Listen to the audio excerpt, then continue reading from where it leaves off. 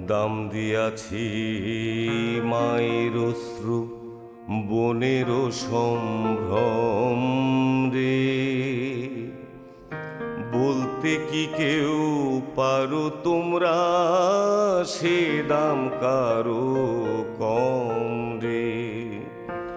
কত কুলের কুলাঙ্গনা নাম নিয়াছে বীরাঙ্গনা, দুঃখে বাংলার পদ্মা মেঘনা যমুনা যে উজান বয়। আমি দাম দিয়ে কিনেছি বাংলা, কারুর দানে পাওয়া নয়। আমি দাম দিয়ে কিনেছি বাংলা।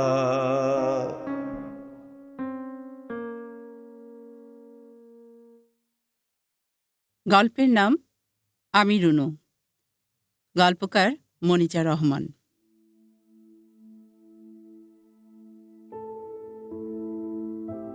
রুনুর মনে ভাঙচুর হচ্ছে। সারা জীবন সর্বশক্তি দিয়ে যেটা এড়িয়ে চলেছে তারই মুখোমুখি হতে চলেছে ও।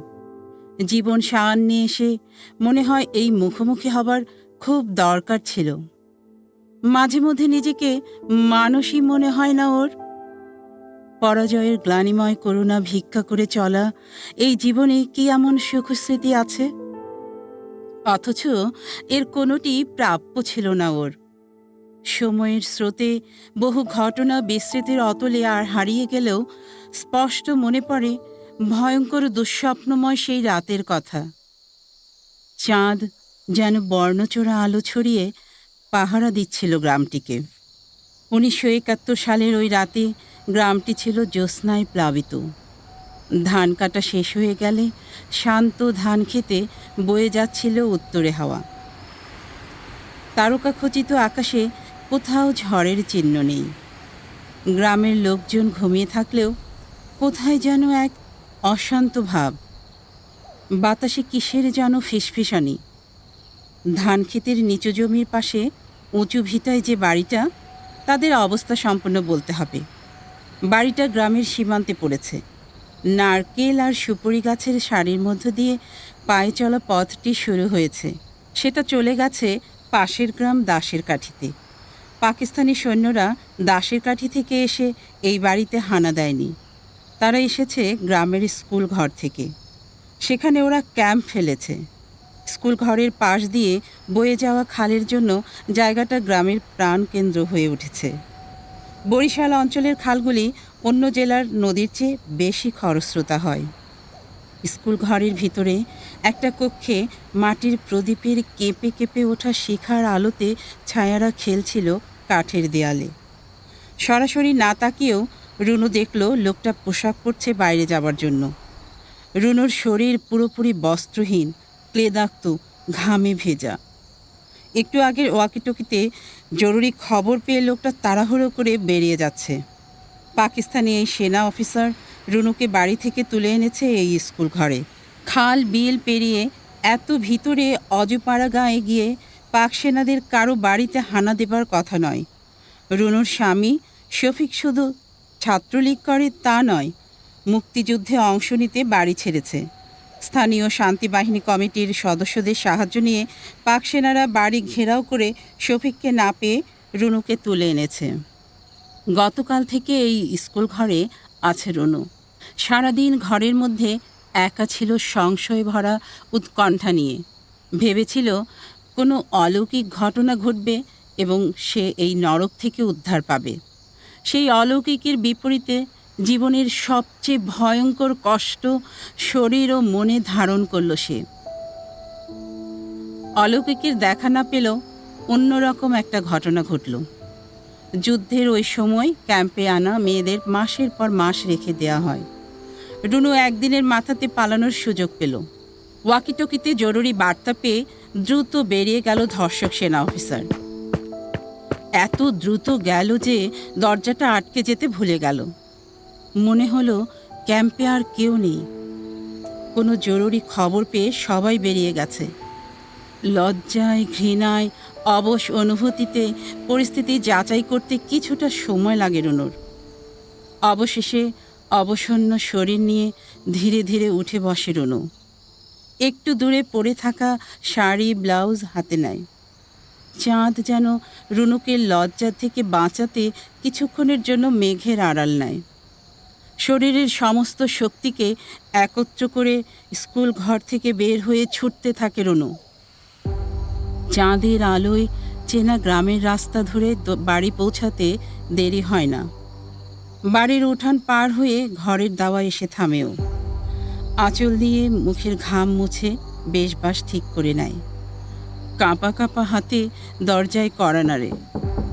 বাড়ির কুকুরটা ঘেউ ঘেউ করে ডাকতে ডাকতে উঠান পার হয়ে ওর কাছে আসে। দরজায় কড়া নাড়ার শব্দে হোক আর কুকুরের ডাকে হোক, ভিতর থেকে জানতে চাওয়া হয়, কেটা ওইখানে? আমি রুনু। গলা পরিষ্কার করে বলেও। ঘড়ি না দেখলেও বুঝতে পারে মাঝরাত তখন। ভয়ঙ্কর নীরবতার মধ্যে চলে যায় বেশ কয়েক মিনিট। ঘরের মধ্যে শফিকের বাবা মা আর ভাই বোনদের ফিসফাস শুনতে পায় রুনু। ও এত তাড়াতাড়ি ফিরে আসবে ওদের হয়তো বিশ্বাস হতে চায় না। পাকিস্তানি সৈন্যরা যাকে ধরে নিয়ে গেছে তাকে কিভাবে ঘরে ঢোকাবে বুঝতে পারে না। তবে রুনুকে বেশি সময় সিদ্ধান্তের অপেক্ষায় থাকতে হয় না। তুমি বাপের বাড়ি চইলা যাও, আমরা তোমারে ঘরে ঢুকাইতে পারবো না। রুনু কি আশা করেছিল এই বাড়ির দরজা তার জন্য উন্মুক্ত থাকবে? ও আসলে নিজেকে প্রবোধ দিতে চাইছিল যেন বাস্তবে কিছু ঘটেনি। গত 2 দিন ওর জীবনে কখনো আসেনি। পুরো ঘটনা দুঃস্বপ্ন ভেবে উঠে বসতে চেয়েছিল রুনু। ঘটনার নির্মমতায় ওর অনুভূতিগুলি অসার হয়ে গিয়েছিল। তবু কিভাবে যেন আবার ঘুরে দাঁড়িয়ে বাপের বাড়ির পথ ধরেও যাবার পথে শফিকদের বাড়িতে ঢোকার মুখে পুকুরের টলটলে পানি ওকে প্ররোচিত করেছিল এই জীবন শেষ করে দেবার জন্য। কিভাবে নিরস্ত করেছিল ও নিজেকে আজও জানে না। দেশ স্বাধীন হবার আনন্দে মাতোয়ারা যখন সবাই, ওই মুহূর্তে জীবনের সবচেয়ে ভয়ঙ্করতম সত্যিকে জানতে পারল রুনু। ও অন্তঃসত্ত্বা। রুনুর বাবা মা অকুল পাথারে পড়লেন মেয়েকে নিয়ে। তারা রুনুকে ঢাকায় ওর চাচার বাসায় পাঠিয়ে দেবার সিদ্ধান্ত নেন। চাচা চাচিকে সরাসরি না বললেও আকারে ইঙ্গিতে বোঝানোর চেষ্টা করেন রুনুর গর্ভে শফিকের সন্তান। যুদ্ধে বহু মানুষ নিহত আহত হওয়ার মতো তাদের মেয়ে যে ধর্ষিত হয়েছে এইটুকু বলার সাহস তারা সঞ্চয় করতে পারেন না। যুদ্ধ শেষে শফিক ফিরে আসে অন্য মুক্তিযোদ্ধাদের মতো। ও মা বাবার কাছে রুনুকে পাক সেনাদের তুলে নিয়ে যাবার ঘটনা জানতে পারে। তবে তারা জানত না রুনু অন্তঃসত্ত্বা। ঢাকার রাজারবাগে স্ত্রীকে দেখার পরে প্রথমে চমকে যায় শফিক। তারপর তার ভিতরে প্রচণ্ড ঘৃণার সৃষ্টি হয়। আসামির মতো সামনে দাঁড়িয়ে থাকে রুনু। দুঃখ, কষ্ট, ক্লেদ সব মাখামাখি তার অবয়বে। সেদিকে তাকিয়ে পুঞ্জীভূত ঘৃণায় ক্ষোভের অগ্নিবলয় সৃষ্টি হয় শফিকের মনে। সে নিজের মনোভাব গোপন রাখে না। ছি রনু, ছি! আজীবন সহজ সরল ভীতু রুনু মাত্র 17 বছর বয়সে কিভাবে এত সাহস সঞ্চয় করলো জানে না। আপনি আমারে ঘৃণা করতেছেন, কিন্তু আমার কি দোষ বলেন তো? আপনি তো দেশ রক্ষার জন্য চলে গেলেন।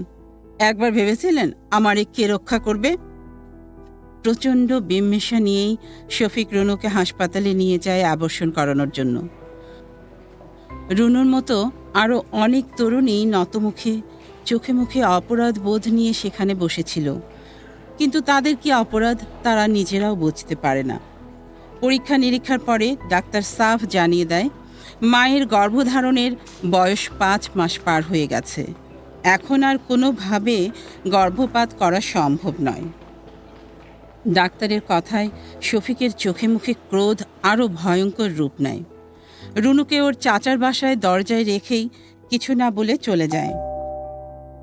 শফিক রুনুর সঙ্গে ক্রমশ যোগাযোগ কমিয়ে দেয়। বাড়িতে ফোন ছিল না যে চাইলেই যখন তখন কথা বলতে পারবে। রুনুর অন্তঃসত্ত্ব হওয়ার খবর চাউর না হলেও শফিক কয়েক মাসের মধ্যে তালাকপত্র পাঠিয়ে দেয়। রুনু অবাক হয় না, কারণ ও জানত ঘৃণার মধ্যে আর যাই হোক সংসার করা যায় না। রুনুর একটি ছেলে হয়। দিন গড়াতে থাকে। ঢাকায় চাচা চাচির ছায়ায় ছেলেকে বড় করতে থাকে রুনু। ওনারা অনেক কিছু আন্দাজ করলেও কখনো এই নিয়ে কথা বলেননি। রুনু যাতে কোনোভাবে মন খারাপ না করে সর্বতোভাবে চেষ্টা করেছেন। শফিক স্বীকার না করলেও ওর পরিচয়ে রুনুর ছেলে প্রত্যয় ম্যাট্রিক পাশ করে একদিন। রুনু ভেবেছিল ছেলেকে নিয়ে এভাবে কেটে যাবে জীবন। তখনই একটি অপ্রত্যাশিত ঘটনা ঘটে। রুনুর চাচি ইসমাত জাহানের এক বান্ধবীর সূত্রে রুনুর বিয়ের প্রস্তাব আসে। ৩২ বছর বয়সী শ্যামলা বর্ণের হালকা পাতলা রুনুকে দেখলে তখনও অবিবাহিত মনে হতো। আমেরিকার পেনসিলভেনিয়ায় বাসরত এক মাঝবয়সী বিপত্নিক ব্যক্তি ঢাকায় গিয়ে ওর মতো তালাকপ্রাপ্ত মেয়ে খুঁজছিল। রুনুর শুধু একটি শর্ত ছিল, তার ছেলেকে সহ তাকে গ্রহণ করতে হবে। লোকটি তাতে রাজি হয় এবং রুনুকে বিয়ে করে ভিজিট ভিসায় আমেরিকায় নিয়ে আসে সে। পেনসিলভেনিয়ার পোকোনোতে স্বামীর বাড়ি বড় যেমন তেমন লোকজনও মেলা। বিরাট পরিবারে একজন শিক্ষিত সুশ্রী রাঁধুনির দরকার ছিল। সেটাই পাওয়া গেল রুনুর আগমনে। রুনুর অত খারাপ লাগেনি। জীবনের কাছে ওর প্রত্যাশা তেমন ছিল না। বহু বছর স্বেচ্ছা বন্দিত্বের পরে মুক্ত বাতাসে নিঃশ্বাস নিতে চেয়েছিল। 18 বছরের বড় স্বামীর সঙ্গে মানসিক শারীরিক দূরত্বের জন্য কোনো ক্ষোভ তার ছিল না। আজমালি পরিবারের রাঁধুনির চাকরিটাও রুনুর ভাগ্যে টিকল না। রাজাকার আলবদরদের অনেকে বেশ পাল্টে এখন আরামায়েশে আছে বিদেশের মাটিতে। দেশীয় রাজাকারের যে দলটি পাকিস্তানি সৈন্যদেরকে শফিকের বাড়ি চিনিয়ে দিয়েছিল, তাদের একজন ওখানকার বাঙালি কমিউনিটির সম্মানিত ব্যক্তি। এক পার্টিতে সে চিনে ফেলে রুনুকে।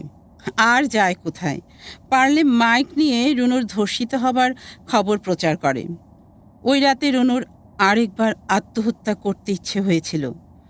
ও যে ধর্ষিত, অপরাধ না করেও ভয়ঙ্কর অপরাধী, অথচ প্রকৃত অপরাধীরা এখন সমাজে মান্যগণ্য ব্যক্তি।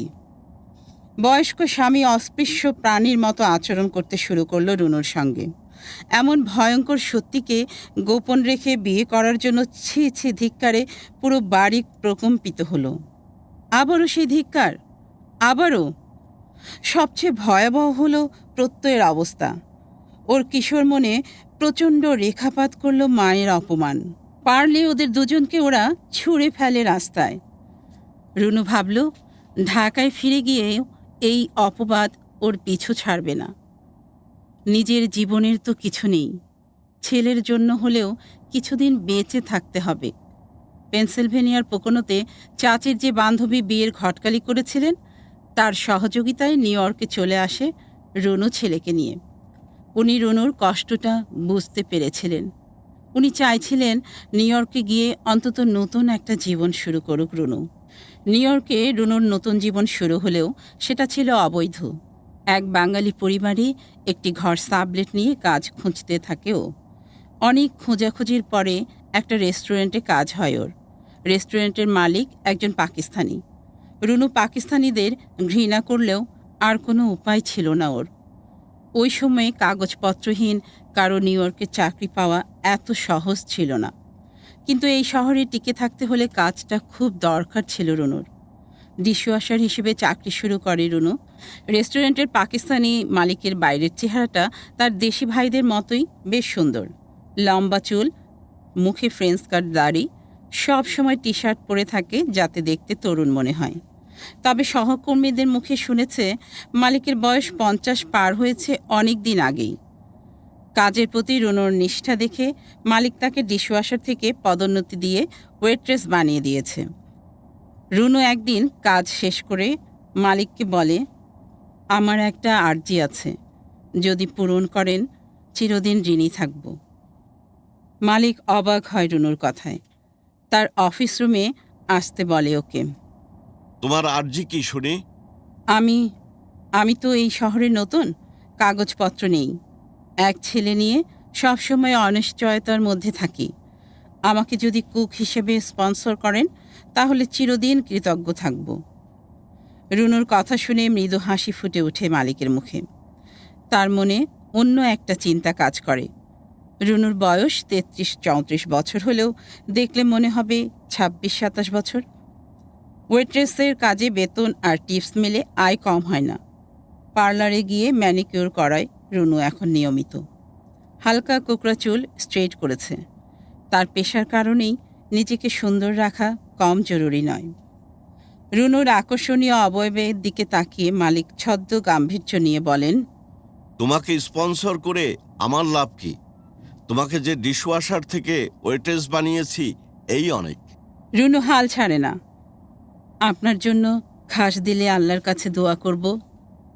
মালিক তাকে নিয়ে খেলাতে চায়। তোমাকে স্পন্সর করলে আমার রেস্টুরেন্টের রেভিনিউ অনেক দেখাতে হবে।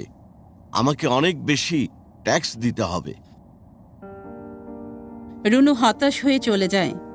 এভাবে চলতে চলতে একসময় হাই স্কুলে পড়া শেষ করে প্রত্যয় ম্যানহাটনের হান্টার কলেজে ভর্তি হয়। আবেগে রুনুর বুক কাঁপিয়ে কান্না আসে। ভ্রূণে যাকে বিনষ্ট করতে চেয়েছিল সবাই, সে এখন পৃথিবীর রাজধানী খ্যাত ম্যানহাটনের এক কলেজে যায়। রুনু ছেলের কাছে কিছু লুকায় না। বড় শহরে এসে ওর মনোবল অনেক বেড়ে গেছে। নিউ ইয়র্কের এই জন অরণ্যে ৭১-এর একজন ধর্ষিত নারী হিসেবে আগের মতো অসহায়তা ঘিরে ধরে না ওকে। প্রত্যয় কলেজে ভর্তি হয়েছে শুনে রুনুর মালিক অভিনন্দন জানায়। রেস্টুরেন্টে মায়ের সঙ্গে দেখা করতে গেলে মালিক তাকে আদর করে খাওয়ায়, দামি একটা পারফিউম কিনে দেয়। প্রত্যয় রুনুর মালিকের ভক্ত বনে যায়। মালিক একদিন কাজের শেষে রুনুকে জরুরি কথা বলার জন্য বাড়িতে নিয়ে যেতে চায়। গ্রিন কার্ডের আশায় ও মালিককে চটাতে চায় না। রুনু রাজি হয় বাসায় যেতে। রুনু বাড়িতে গিয়ে দেখে আর কেউ নেই। মালিক জানায় তার পরিবার লাহোরে তাদের বাড়িতে বেড়াতে গিয়েছে। মালিক রেস্টুরেন্ট থেকে আনা খাবার গরম করে কিচেনে গিয়ে রুনু লিভিং রুমে বসে চারদিক দেখতে থাকে।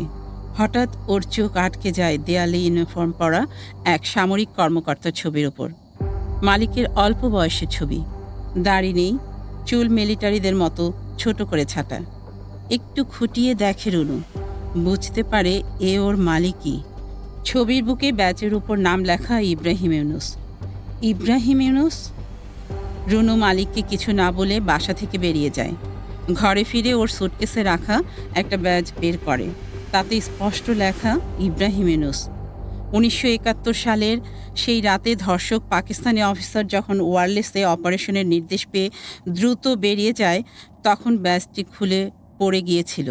সেটি পড়েছিল মেঝেতে রাখা রুনুর শাড়ির উপর। বাপের বাড়িতে যাবার পরে ব্যাজটা গায়ের শাড়িতে আটকা থাকতে দেখতে পায় ও। তখন থেকে সেটা রেখে দিয়েছিল। নামটা মনে ছিল না। তার ধারণা ছিল না কোনোদিন ওর ধর্ষকের দেখা পাবে ও। রুনু এখন বুঝতে পারল ওর রেস্টুরেন্টের মালিক ইব্রাহিম ইউনুস সেই ধর্ষক অফিসার। ও স্পন্সর করার অনুরোধ করেছে সেই ধর্ষকের কাছে। আর ধূর্ত লোকটা সেটাকে টোপ হিসেবে ব্যবহার করে এমন সময় ওকে বাড়িতে ডেকে নিয়ে গেছে যখন বাড়িতে কেউ নেই। ধর্ষকের স্বভাব কখনো পরিবর্তন হয় না। ভাগ্যের এই নির্মমতায় রুনু ভেঙে পড়ে। ও মরে গেলেও ওই ধর্ষক মালিকের রেস্টুরেন্টে আর কাজ করতে পারবে না। মায়ের অস্থিরতা ছেলে প্রত্যয়ের চোখ এড়ায় না। রুনু প্রথমে কিছু বলতে চায় না, পরে ছেলের চাপাচাপিতে বলতে বাধ্য হয়। রুনু তখনও জানত না জীবন ওর জন্য আরও বিস্ময় তুলে রেখেছে। সব কথা খুলে বলার পরে প্রত্যয় ওর মাকে রেস্টুরেন্টের কাজে ফিরে যেতে অনুরোধ করে। রুনু বুঝতে পারে না ছেলের এই ধরনের অনুরোধের কারণ কি। ও কি ভয় পাচ্ছে মায়ের কাজ না থাকলে এই শহরে ওদের না খেয়ে রাস্তায় থাকতে হবে?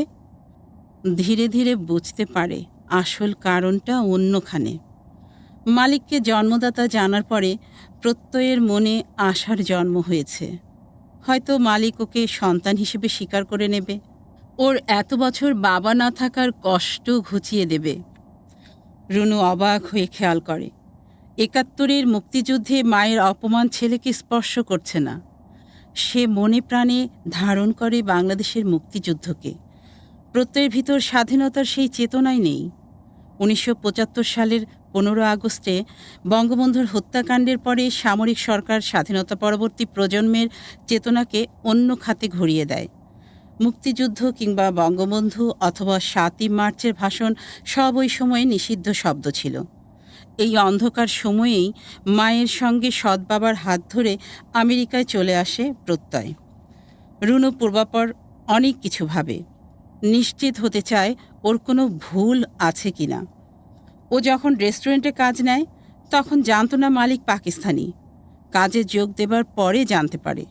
ভেবেছিল অন্য কাজ পেলে এটা ছেড়ে দেবে, কিন্তু ডিশওয়াশার থেকে দ্রুত ওয়েট্রেস হয়ে যাওয়ায় আর বেতন বেড়ে যাওয়ায় হাতে চাঁদ পায় রুনু। ইন্টারমিডিয়েট পাশ করা রুনু বুঝতে পারে এত টাকা ও কোথাও আয় করতে পারবে না। ম্যানহাটনের মতো জায়গায় একদিকে বেতন, অপরদিকে প্রচুর টিপস ওকে আটকে রাখে পাকিস্তানি মালিকের রেস্টুরেন্টে। এখন যখন জানতে পারল তার মালিকই সেই ধর্ষক আর বাংলাদেশের বিরুদ্ধে যুদ্ধ করা একজন পাক অফিসার, তখন কোনোভাবে সেখানে ফিরতে পারবে না ও। জীবনে বহু আপোস করেছে বেঁচে থাকার জন্য, এই আপোসটা করতে পারবে না। তাহলে ওর পুরো জীবনই ব্যর্থ হয়ে যাবে। ছেলে প্রত্যয় ধর্ষণের অর্থ বোঝে, কিন্তু পিতা না থাকার কষ্ট তার মতো কেউ বুঝতে পারে না। যে মা সমাজের রক্তচক্ষু উপেক্ষা করে ওকে ৯ মাস পেটে ধরল, ১৮ বছর ধরে মা বাবার ভূমিকায় বড় করে তুলল একাই, আজ সে হঠাৎ পাল্টে গেল। মায়ের সব কষ্ট, অপমান, অপবাদ, সমাজ ছাড়া হবার লাঞ্ছনার কথা মুহূর্তেই ভুলে গেল সে। দেশ ছেড়ে বিদেশে এসেছিল এক বিন্দু সুখের আশায়, কিন্তু সেই সুখ যে ওর জীবনকে ক্রমশ অন্ধকারে জড়িয়ে ধরবে, ও কি তখন ভেবেছিল? বরিশাল থেকে ঢাকা, ঢাকা থেকে পেনসিলভেনিয়া, পেনসিলভেনিয়া থেকে নিউ ইয়র্ক, ওর জীবনের পর্বগুলো যেন জটিল থেকে জটিলতর হয়ে উঠছে। প্রতি পদে নতুন নতুন বাধা পার হতে হয়েছে। জীবনের ধাপগুলো এতটা কণ্টকাকীর্ণ ওর ধারণাই ছিল না। যে মুক্তিযুদ্ধের জন্য এত বড় ত্যাগ স্বীকার করল, সেই দেশ তাকে রাখতে পারল না। আবার দেশ ছাড়লেও অতীত তাকে ছাড়ল না। ৭১-এর সেই বিভীষিকা ওকে নিউ ইয়র্কেও তাড়িত করছে। কিভাবে ইব্রাহিম ইউনূসের মতো খুনি ধর্ষক পাকিস্তানে ফেরত গেল? কেন তাদের বিচার করা হলো না? যে রাজাকাররা শফিকের বাড়ি চিনিয়ে দিয়েছিল তাদেরও কোনো বিচার হয়নি।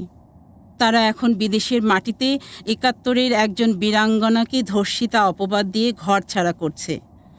নিজের গর্ভের সন্তান কেন ধর্ষক জন্মদাতাকে ঘৃণা করতে শিখল না? এতটা বছর ধরে মায়ের ত্যাগ কেন সে বুঝল না? এসব প্রশ্নের কোনো উত্তর কি নেই? কাজ ছেড়ে দেবার খবর শুনে ইব্রাহিম ইউনূস পাওনা টাকা নিয়ে যাবার জন্য খবর পাঠিয়ে দেখা করতে বলে রুনুকে। কয়েকদিন সিদ্ধান্তহীনতায় ভোগার পরে রুনু যাবার সিদ্ধান্ত নেয়। টাকাটা তো ওর কষ্টের ঘাম ঝরানো উপার্জন, ও নেবে না কেন? নিউ ইয়র্কে সেদিন হাড় কাঁপানো শীত পড়েছে। প্রবল তুষারপাতের পূর্বাভাস জানানো হয়েছে। রেস্টুরেন্টে ভিড় নেই অন্য দিনের মতো। লাঞ্চ আওয়ারের পর ইব্রাহিম ইউনূস ওকে ডেকে নিয়ে যায় কিচেনের ভেতর দিয়ে স্টোর রুমে। মালিকের চোখে মুখে সেই পুরনো হিংস্রতা। কালো চশমা পরে থাকার কারণে দেখতে না পেলেও অনুভব করে রুনু। তুই কাজ ছেড়ে দিবি শুনলাম। একদিকে আমাকে স্পন্সরের জন্য অনুরোধ করিস, আরেকদিকে সবাইকে বলে বেড়াস এখানে কাজ করবি না। নিজেকে তুই আসলে কি ভাবিস, বেঙ্গলি হোর? মালিকের সুন্দর চেহারার মুখোশ খুলে পড়ে। ভিতরের পশুটা বের হয়ে আসে, যে পশুরূপ রুনু দেখেছিল বহু বছর আগে ১৯৭১ সালে বরিশালের এক গ্রামে পাক সেনাদের ক্যাম্পে। সে এখন উল্টো তাকেই হোর বলে অপমান করছে। হোর শব্দটা শুনে ইব্রাহিম ইউনূসের হিংস্র চেহারার সামনে রুনুর হাত পা কাঁপতে থাকে। ভেতরে আগুন জ্বলে ওঠে। দাঁতে দাঁত চেপে বলে, তুই একটা ধর্ষক, যুদ্ধ অপরাধী, খুনি। আমি তোকে চিনতে পেরেছি। ইব্রাহিম ইউনূসের ভয়ঙ্কর চেহারায় এবার ভর করে আতঙ্ক। এত বছর পরে এভাবে রেস্টুরেন্টের ওয়েট্রেস ওর মুখোশ উন্মোচন করবে ও কল্পনাও করতে পারেনি। রুনু আরও শক্ত কণ্ঠে বলে, তুই আমাকে চিনতে পারিসনি, কিন্তু আমি তোকে চিনেছি। 1971 সাল মনে পড়ে? মনে পড়ে কেন্দুয়া গ্রামের এক স্কুল ঘরে ওয়াকিটকিতে মেসেজ পেয়ে দ্রুত চলে গিয়েছিলি? আমি সেই মেয়ে। আমাকে তুই বাড়ি থেকে তুলে নিয়ে গিয়েছিলি। ইব্রাহিম ইউনূসের চেহারায় কোনো বিস্ময় বা অনুশোচনা নেই। তারপর একটা ক্রূর হাসি দেখা দেয় ঠোঁটের কোণায়। মনে পড়বে না কেন? তখন অনেক নরম ও কচি ছিলি। তোকে মনে রাখার কোনো কারণ ছিল না যদি শিকার ওভাবে হাতছাড়া না হতো। তবে তোর এখনকার ঝাঁজ বেশ উপভোগ্য। ইব্রাহিম ইউনূস এগিয়ে এসে রুনুর হাত চেপে ধরে কাছে টানার চেষ্টা করে। ধস্তাধস্তির কোনো চেষ্টা করে না রুনু। জানে এসব করে কোনো লাভ হবে না। 1971 সালেও কোনো লাভ হয়নি। তবে সেদিনও ছিল নিরুপায় কিশোরী। আজ আর সে নিরুপায় নয়। রুনু ওর ওড়নায় এক প্রান্তে পেঁচিয়ে আনে কিচেনের মাংস কাটার ছুরি। সেই ছুরি দিয়ে ও এক টানে ইব্রাহিম ইউনূসের বুক চিরে ফেলে। চোখের সামনে ফ্লোরে পড়ে মরণ চিৎকার দিতে দিতে পৃথিবী ছেড়ে বিদায় নেয় ইব্রাহিম ইউনূস। রুনু আত্মসমর্পণ করে নিউ ইয়র্ক পুলিশের কাছে। ওর চেহারা শান্ত, কোনো অপরাধ বোধ নেই সেখানে। আমি এই মানুষটিকে সজ্ঞানে হত্যা করেছি, কারণ সে আমাকে 1971 সালে ধর্ষণ করেছিল আমার দেশে। নিউ ইয়র্ক পুলিশ ডিপার্টমেন্ট ওর কথা গ্রাহ্য করে না, কারণ ধর্ষণের মামলা, সেটা আবার প্রায় 35 বছর আগের, তাও অন্য দেশে সংগঠিত হয়েছিল। কোর্টে সরকার পক্ষ বলে এটা ব্যক্তিগত প্রতিশোধ, এর কোনো নৈতিক বৈধতা নেই। বাংলাদেশি আমেরিকান সাংবাদিক সাবিয়া রহমান একটি নিউজ পোর্টালে এই মামলা নিয়ে একটি প্রতিবেদন করে। শিরোনাম দেয়, Bangladesh liberation war survivor jailed in New York for killing her rapist. সাবিহার করা প্রতিবেদনের মারাত্মক প্রতিক্রিয়া হয়। এর পরপরই নিউ ইয়র্ক টাইমস প্রতিবেদনে ছাপে তাদের পত্রিকায়। ফলে রীতিমতো সামাজিক আন্দোলন শুরু হয়ে যায়। United nation human rights commission মানবাধিকার লঙ্ঘনের অভিযোগ তোলে। বাংলাদেশ ও আমেরিকার নারী অধিকার কর্মীরা পথে নামে। রুনুকে মুক্তি দেওয়ার দাবিতে কংগ্রেস অফিসে পিটিশন জমা পড়ে।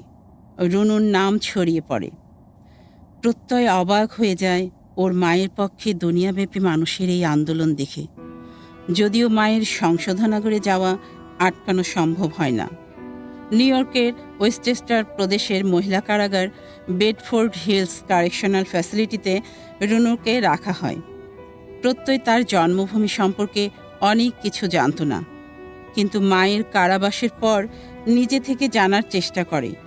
প্রত্যয় বাংলাদেশের স্বাধীনতার ইতিহাস, ওর মায়ের মতো বীরাঙ্গনাদের ইতিহাস পড়া শুরু করে। মাকে কষ্ট দেওয়ার জন্য ওর মধ্যে অনুশোচনা সৃষ্টি হয়। সেই অনুতাপ থেকে ও নিজেকে বদলে ফেলে। আইন নিয়ে পড়াশোনা শুরু করে নিউ ইয়র্কের একটি ল স্কুলে। মায়ের যন্ত্রণার ইতিহাস, বিচারহীনতার গল্প সব তো ওরও ব্যক্তিগত দায়। ও তো সাধারণ কেউ নয়, ও যে একজন যুদ্ধ সন্তান। কয়েক বছরের মধ্যে নিউ ইয়র্ক শহরের একজন অ্যাটর্নি হিসেবে নিজেকে প্রতিষ্ঠিত করতে সক্ষম হয় প্রত্যয়। অ্যাটর্নির দায়িত্ব নিয়েই ও মায়ের মুক্তির জন্য আপিল করে। বাংলাদেশ থেকে আন্তর্জাতিক ট্রাইব্যুনালের এক প্রাক্তন বিচারক যুক্তরাষ্ট্রে এসে বলেন, এই নারী কোনোভাবে অপরাধী নয়। প্রতিরোধের ইতিহাসে নতুন অধ্যায় সৃষ্টি করেছেন তিনি। অবশেষে এক সকালে জেলের দরজা খুলে যায়।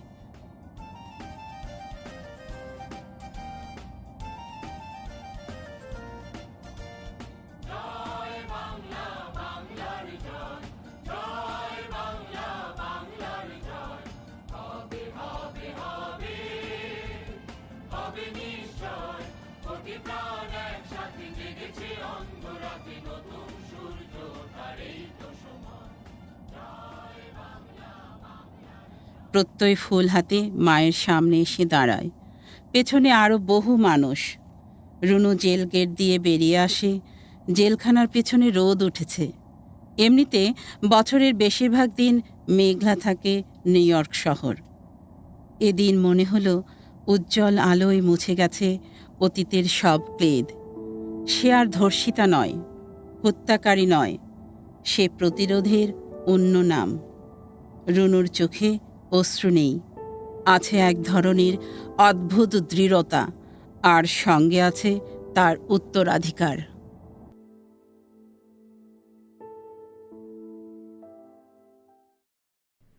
রোদন ও আগুনের অক্ষর কিশোর ও তরুণদের উপযোগী একটি গল্পগ্রন্থ।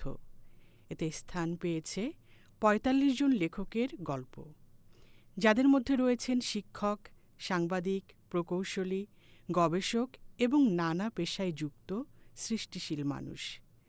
পেশাগত জীবনের বাইরে তারা লেখার জগতে একান্ত নিষ্ঠা ও আবেগে সক্রিয়।